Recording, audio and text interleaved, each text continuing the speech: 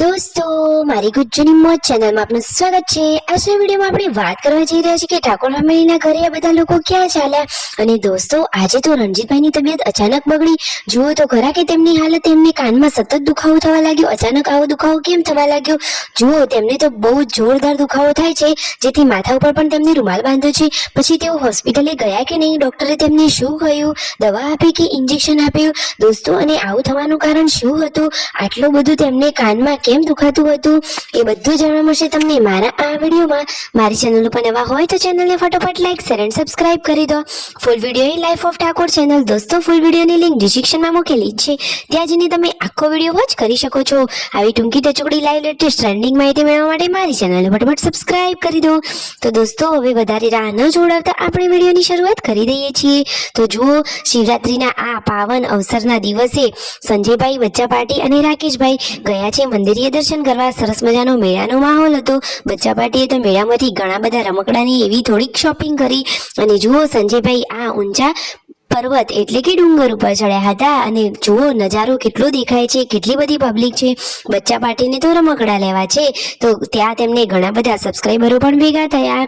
જુઓ તો ખરા કે કેટલી બધી પબ્લિક છે। પછી રાકેશભાઈ બચ્ચા પાર્ટીને લઈ અને તેમને જે વસ્તુ જોઈએ એ લઈ આપે છે। હવે બધી વસ્તુઓ લઈ અને તેઓ ઘરે રિટર્ન આવી રહ્યા છે। અને ઘરે આવ્યા તો આ શું થયું? જુઓ, રણજીતભાઈની હાલત તો તમે જુઓ, એમને તો કાનમાં સતત દુખાવો થાય છે। તેમને તો માથું જ જુઓ, ખભા ઉપર હાથ સાથે મૂકી દીધું છે। તેઓ કહે છે કે ફટોફટ ચાલો દવાખાને। જુઓ, તેમને તો માથા ઉપર પણ રૂમાલ બાંધી દીધો છે કે માથાનો ભાગ પણ દુખી રહ્યો છે। કાનમાં જાણે કે સણકા આવતા હોય એવો દુખાવો થાય છે। જુઓ તો ખરા કે અચાનક તેમની તબિયતને કેમ આવું થયું? આવું થવાનું કારણ શું હશે? દોસ્તો, તેમના મમ્મી તો અહીંયા જમવાનું બનાવવાની તૈયારીઓ કરી રહ્યા છે। અને પછી રણજીતભાઈને દવાખાને લઈને ગયા સંજયભાઈ, તો ડોક્ટરે તેમને શું કહ્યું? તો દોસ્તો, ડોક્ટરે કહ્યું છે કે હાલમાં જે દુખાવો થઈ રહ્યો છે એના માટે તો ઇન્જેક્શન લેવું પડશે।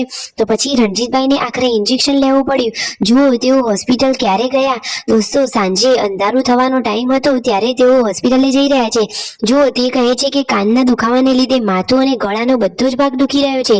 સંજયભાઈ તો બહુ જ ગભરાઈ ગયા કે આ રણજીતભાઈને આ શું થયું? તો રણજીતભાઈ ફટોફટ ગાડીમાં બેસી ગયા અને સંજયભાઈ જુઓ ફટોફટ સ્પીડથી ગાડી ચલાવી અને દવાખાને જવાની તૈયારી કરી રહ્યા છે। ફટોફટ ગાડી વાળી લીધી અને પછી તેઓ જઈ રહ્યા છે દવાખાને। તો ફાઇનલી દવાખાને ગયા અને ડોક્ટરે સરસ દવા પણ આપી દીધી। તો હવે ફાઇનલી ઘરે આવી ગયા છે અને ડોક્ટરે ઇન્જેક્શન આપ્યું અને દવા પણ આપી।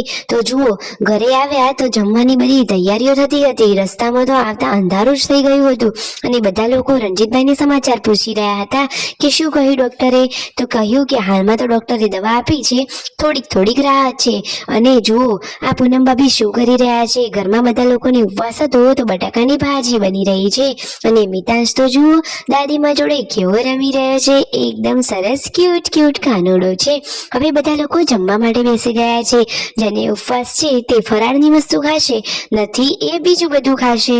આમ કરી અને ફૂલ ફેમિલી સાથે બધા જમવા બેસી ગયા છે। અને જુઓ, આ પૂનમ ભાભી અને પાર્વતી ભાભી બંને તો વાસણ માંજી રહ્યા છે। બધા જ લોકો હળી મળી અને સરસ મજાના કામ કરે છે। અને હવે જેને જમવાનું બાકી છે એ લોકો પણ જમવા બેસી ગયા। સંજયભાઈએ તો શિવરાત્રી કરી હતી। તેમના મમ્મી, સંજયભાઈ અને શિલ્પા ભાભી આ ત્રણને ઉપવાસ હતો। પૂનમ ભાભીએ તો ઉપવાસ નહોતો કર્યો અને તેમને કરવો પણ ના જોઈએ। તેમને તો તબિયતનું ધ્યાન રાખવું જ જોઈએ, સાચી વાત ને દોસ્તો? તો રણજીતભાઈ હવે કહે છે કે મેં ઇન્જેક્શન લઈ લીધું તો ઘણું સારું થયું। ઇન્જેક્શન લેવાથી થોડીક તેમને રાહત રહી, એટલે કે થોડોક આરામ મળ્યો। એ કહે છે કે હવે રાત્રે શાંતિથી ઊંઘ આવશે। બાકી તો એ કહે મને એટલો દુખાવો થતો હતો કે ઊંઘ જ નહોતી આવતી અને માથાનો અને ગળાનો બધો જ ભાગ દુખી રહ્યો હતો। તો તેમને ફટોફટ સારું થઈ જાય, મટી જાય એવી જ પ્રાર્થના। Like, share and subscribe.